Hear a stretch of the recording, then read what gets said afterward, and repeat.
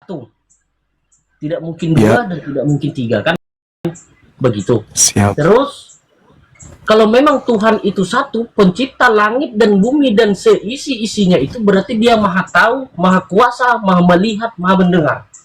Nah terus di dalam Bible kami, di situ Tuhan Roh Kudus Tuhan, Bapa Tuhan, Anak Tuhan, terus Firman Tuhan.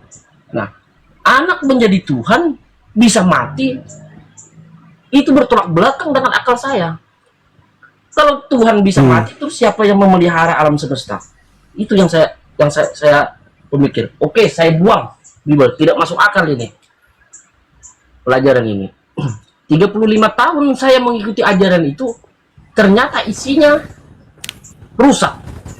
Terus saya bertanya dalam diri saya. Nah ini yang saya mau pertanyakan dengan Bang Juma.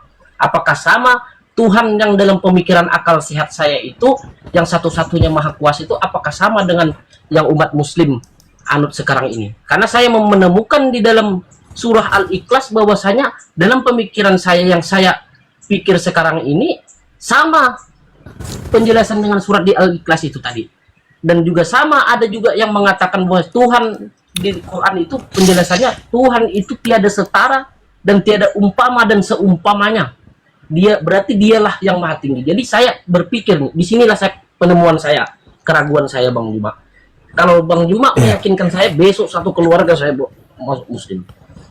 Jadi saya berpikir dalam pemikiran saya, dalam akal sehat saya dan sesadar sewaras-warasnya saya, karena saya hidup satu kali pasti akan mati, dan saya berpikir tidak mau saya mengambil langkah yang salah yang menjerumuskan saya sendiri. Tidak mau saya. Jadi saya menanya sama Bang Juma. Lalu waktu saya bertanya dengan diri saya sendiri, bahwasanya saya bisa melihat, itu berarti nyata nikmat daripada Tuhan. Saya bisa mendengar, itulah nikmat daripada Tuhan. Dan saya hidup atas karunia Tuhan. Terus Masya Allah, maka saya bisa bergerak, ini berarti itu adalah nyata daripada karunia Tuhan. Berarti ini dasar dan diri saya ini yang bukti nyata bahwasanya Tuhan itu adalah maha kuasa. Apakah itu yang Abang Juma sembah selama ini? Kalau Bang Juma sama menyembah dengan Tuhan yang dalam saya pemikirkan yang saya jelaskan ini, maka saya akan masuk muslim besok Bang Juma. iya, Masya Allah.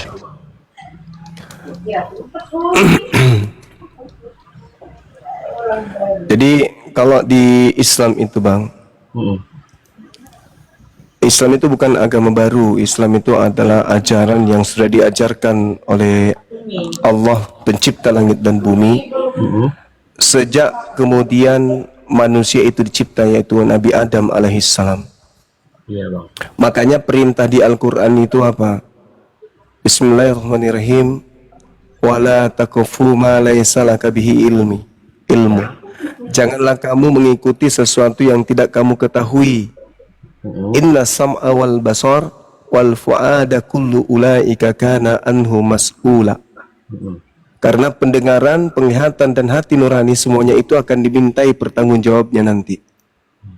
Nah, sehingga Al-Quran menjelaskan innama yatazakkaru ulul albab.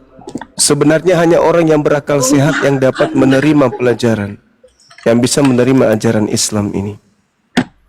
Maka Al-Quran mengatakan kitabun anzalnahu ilaik mubarakun liyadabbaru wa ayatihi walidzakkara ulul albab.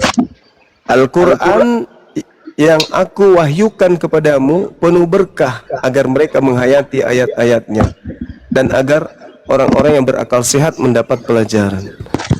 Jadi orang yang menggunakan akal sehat itu akan sampai kepada penciptanya tanpa ada tendensi doktrin dan dogma. Di Islam, ketika dinyatakan dalam surah Al-Baqarah ayat 130 misalnya, Bismillahirrahmanirrahim, wa may yarghabu an millata Ibrahim illa man safiha nafsa. Orang yang membenci ajaran Nabi Ibrahim, Abraham, hanyalah orang yang memperbodoh dirinya.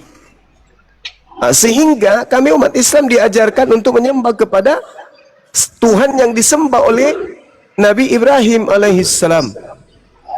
Wa sabiha Ibrahim banihi wa Yaqub. Ya baniya, innallaha astafa lakumuddin fala tamutunna illa wa antum muslimun. Nabi Abraham mewasiatkan ucapan kepada anak-anaknya, demikian juga Yakub kepada ke-12 anaknya, mewariskan wasiat yang sangat luar biasa. Wahai anak-anakku, sesungguhnya Allah telah memilih ajaran ini untukmu, maka janganlah kamu mati kecuali dalam keadaan muslim. Am kuntum syuhada'a is hadara Yaqub al-maut is qala li banihi ma ta'buduna min ba'di qalu na'budu ilahaka wa ilaha abaika Ibrahim wa Ismail wa Ishaqa ilaha wahida wa nahnu lahu muslimun. Apakah kamu menjadi saksi saat kematian akan menjemput Nabi Yakub, ketika Nabi Yakub berkata kepada anak-anaknya, apa yang kamu sembah sepeninggalku? Anak-anaknya kemudian menjawab, kami akan menyembah Tuhanmu dan Tuhan nenek moyangmu, yaitu Ibrahim, Ismail, Ishak, yaitu Tuhan yang esa, dan hanya kepada dialah Tuhan yang esa itu kami berserah diri. Jadi umat Islam itu diajarkan untuk menyembah kepada Tuhan yang datang menyatakan kebenaran kepada Nabi Ibrahim, kepada Nabi Ismail, kepada Nabi Ishak, Yakub dan seluruhnya. Jadi Tuhan itu tidak baru menyatakan diri kepada Nabi Muhammad, ini Tuhan baru, ini adalah Tuhan yang berbeda. Enggak.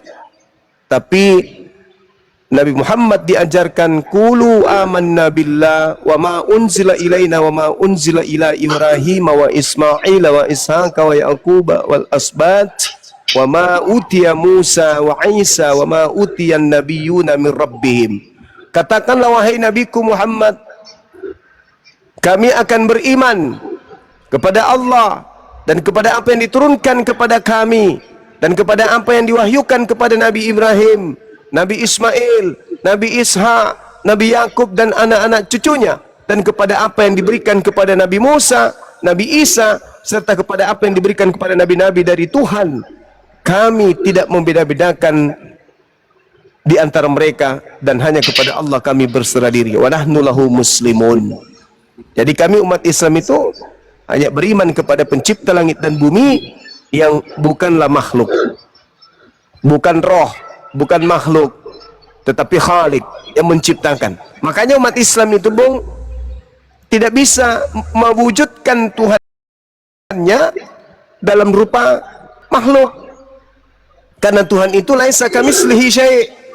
Lalu bagaimana cara kami berhubungan dengan pencipta kami, dengan pencipta langit dan bumi? Al-Quran menjelaskan di dalam surah Fussilat ayat 53, sanurihim ayatina fil afaq wa fi anfusihim hatta yatabayyana lahum annahul haqq. Aku Tuhan akan memperlihatkan kepada manusia tanda-tanda kebesaranku di segenap penjuru, dan aku akan memperlihatkan tanda-tanda keberadaanku pada diri, pada tubuh mereka sendiri, sehingga jelaslah bagi mereka manusia bahwa Al-Quran itu adalah benar. Tidak cukupkah bagi kamu bahwa Tuhan itu menjadi saksi atas segala sesuatu? Itu kata Quran. Jadi kami umat Islam begitu melihat hujan, kami melihat Tuhan, kami melihat Allah menyatakan keberadaannya. Begitu melihat malam, kami melihat Allah menyatakan keberadaannya. Begitu melihat matahari, kami melihat Allah menyatakan keberadaannya. Begitu melihat diri kami masing-masing, di situ kami menyadari bahwa pencipta langit dan bumi itu ada. Kenapa? Karena Tuhan kami mengatakan begini, Bung, di dalam Al-Quran surah Qaf. Ini sering saya sampaikan kepada anak-anak saya. Al-Quran mengajarkan umat Islam itu mengenal Tuhannya. Apa kata Allah? Walaqad khalaqnal insan wa na'lamu ma tuwaswisu bihi nafsuh. Dan sungguh aku menciptakan manusia dan mengetahui apa yang dibisikkan oleh hatinya, dan aku lebih dekat kepada manusia daripada manusia itu sendiri kepada urat lehernya. Jadi kata Al-Quran, wa nahnu akrabu ilaihi min hablil warid. Aku pencipta manusia itu lebih dekat kepada manusia yang aku ciptakan itu daripada manusia itu kepada urat lehernya. Nah, mari kita buktikan. Yang kita makan tadi pagi, kita makan sarapan dan seterusnya. Sebentar itu menjadi pipis. Ada nggak yang tahu bagaimana alat produksi yang ada dalam tubuh kita? Tiba-tiba keluar berupa cairan, tiba-tiba keluar menjadi kotoran. Ada nggak kita terlibat di dalam proses tersebut? Tidak. Lalu siapa yang menjalankan itu semua? Itulah Tuhan. Kita makan makanan, masuk ke dalam tubuh, ada yang ke otak, ada yang ke ginjal, ada yang ke empedu, ada yang ke hati, ada yang ke jantung, ada yang ke limpa. Siapa yang mengatur itu? Kita? Bukan. Itulah Tuhan yang mengatur itu. Kita lihat nutrisi yang masuk. Ada yang mensuplai rambut, kuku, gigi, semuanya. Tapi siapa yang menahan kenapa gigi kita itu tidak bertumbuh memanjang seperti rambut? Kitakah yang menahan itu? Enggak. Kenapa kemudian tulang rusuk ini tidak memanjang seperti panjangnya kuku? Padahal nutrisi masuk dalam bentuk yang sama. Sama-sama masuk ke dalam tubuh kita. Tapi kenapa kuku memanjang, tulang rusuk ini tidak memanjang? Siapa yang menahan itu? Itulah yang Allah katakan, wa nahnu akrabu ilaihi min hablil warid. Aku lebih dekat kepada manusia daripada manusia itu sendiri kepada urat lehernya. Jadi antara kita dengan urat leher kita itu nggak ada jarak, tetapi Allah lebih dekat. Apa buktinya? Kita nggak tahu roh kita seperti apa. Kita nggak tahu suara kita kayak mana. Siapa yang membuat suara kita kok ada A, B, C. Bukan kita yang menyimpan alat pengecap dalam lidah. Oh, ini manis, ini asam, ini pedis. Bukan kita yang menyimpan. Siapa? Penciptanya, sang pemiliknya. Maka bagi umat Islam itu adalah hal yang luar biasa kalau ditanya, kamu menyembah sesuatu yang tidak ada. Itu pertanyaan pertanyaan orang tidak memiliki otak. Bagaimana mungkin kami menyembah sesuatu, kami menyembah hakikat yang tak ada, sementara kami ada. Sedangkan bukti adanya Tuhan adalah adanya kami. Kami adalah jejak adanya pencipta langit dan bumi. Seibarat hewan, meskipun kita tidak melihat wujud hewan tersebut, kalau kita melihat jejaknya, kita pasti tahu, oh di sini ada binatang. Ini buktinya ada jejaknya. Di sini pasti ada Tuhan. Ini buktinya, jejaknya. Siapa? Aku. Aku bukan ciptaan orang tuaku. Aku bukan ciptaan ayahku. Bukan ciptaan bangsa negara ini. Aku bukan ciptaan pemerintah. Aku bukan ciptaan dunia. Bukan. Aku ciptaan Dia sang pencipta langit dan bumi. Maka sekarang apa tugasku? Ketika saya sudah tahu diciptakan begitu sempurna, susunan kulitku, susunan urat, susunan saraf, susunan penglihatanku bisa melihat ini hitam, ini putih, ini coklat. Kemudian kupingku bisa mendengar ini huruf A, ini huruf B, dan seterusnya. Apa yang harus aku lakukan kepada Dia yang telah menciptakan aku dalam bentuk sempurna? Ibadah, menyembah. Bagaimana caranya aku beribadah? Siapa yang mengajarin aku? Harus ada wakilnya. Itulah yang disebut nabi, itu yang disebut rasul. Maka rasul, nabi yang betul, dia menerima wahyu bukan karangan. Dia mendapatkan wahyu dari ilahi. Dia mendapatkan tata cara beribadah dari ilahi. Dia tidak buat-buat sendiri. Tapi semua yang dilakukan adalah prosesi beribadah. Nah, itu saudara. Jadi kalau kami ditanya, bagaimana konsep bertuhan di dalam Islam? Jelas. Tuhan bagi kami adalah hakikat pencipta langit dan bumi yang mutlak, hak absolut. Ada, wujud. Tapi karena kemampuan kita yang terbatas ini tidak mampu menembus keberadaan wujud dari sang hakikat pencipta. Kenapa? Karena kita terbatas. Kita tidak bisa sampai kepada hal-hal yang tidak terbatas karena kita ini adalah makhluk yang terbatas. Demikian. La ilaha illallah. Saya sampai saya sampai menangis mendengar abang menjelaskan itu. Besok saya akan masuk Muslim dengan satu keluarga saya. Allahu Akbar. Masya Allah. Kenapa? Ya memang dari Katolik atau dari Protestan abang ini, teman-teman? Saya dari Protestan, kalau dari orang tua bang. Oh gitu. Ya. Jadi Oke. apa yang dalam pemikiran saya selama ini, Bang, terjawab hari ini. Untuk meyakinkan saya 1000% yakin bahwasanya besok saya akan masuk Muslim. Kenapa? Karena yang Abang uraikan tadi, Tuhan itu lebih dekat daripada urat leher kita sebagai makhluk manusia. Ya. Jadi gini, Bang. Dalam pemikiran waras saya berpikir benar yang Abang katakan. Nikmat Tuhan dalam diri saya itu saya bisa melihat, saya bisa bergerak, saya ada, alam ini ada, saya bisa berbicara dan bisa merasakan hal sakit dan hal enak. Maka itu adalah karunia daripada Tuhan yang tidak pernah terhitung terbatas berapa kali saya menarik napas. Maka itu nyata bahwasanya daripada nikmat Tuhan yang sebenar-benarnya yang menciptakan langit dan bumi ini.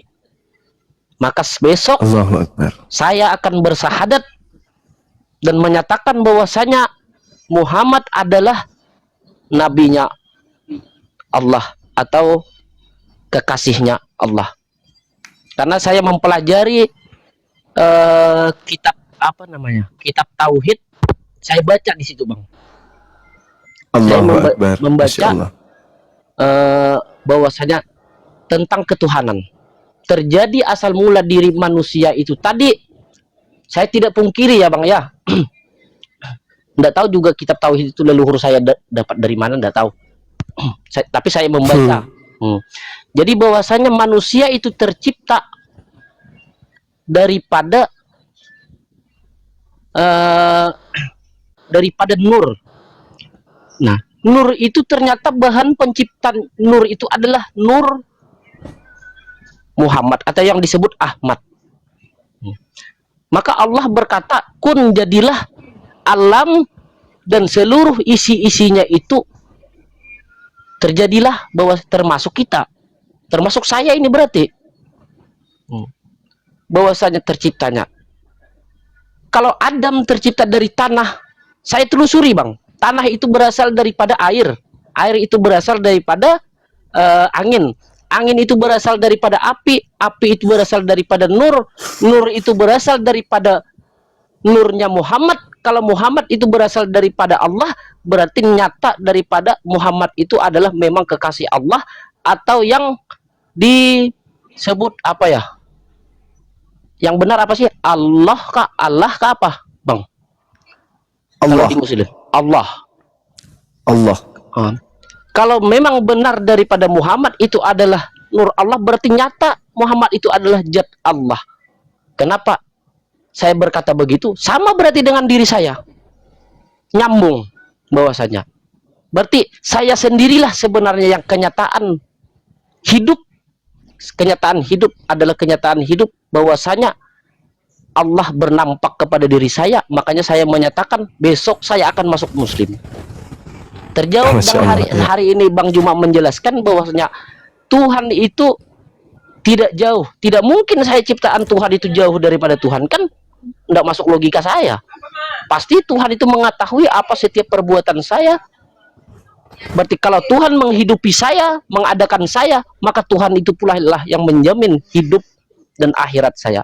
Saya berpikir melalui akal saya, mudah-mudahan besok pagi-pagi sekali saya akan sudah mengatakan 2 kalimat syahadat itu tadi. Saya akan masuk Muslim satu keluarga. Amin. Insya Allah, amin. Takbir, Allahu Akbar, Masya Allah. Saya boleh nanya sesuatu, Abang? Ya. Sejak kapan tertarik belajar Islam? Saya waktu umur 20 tahun, Bang.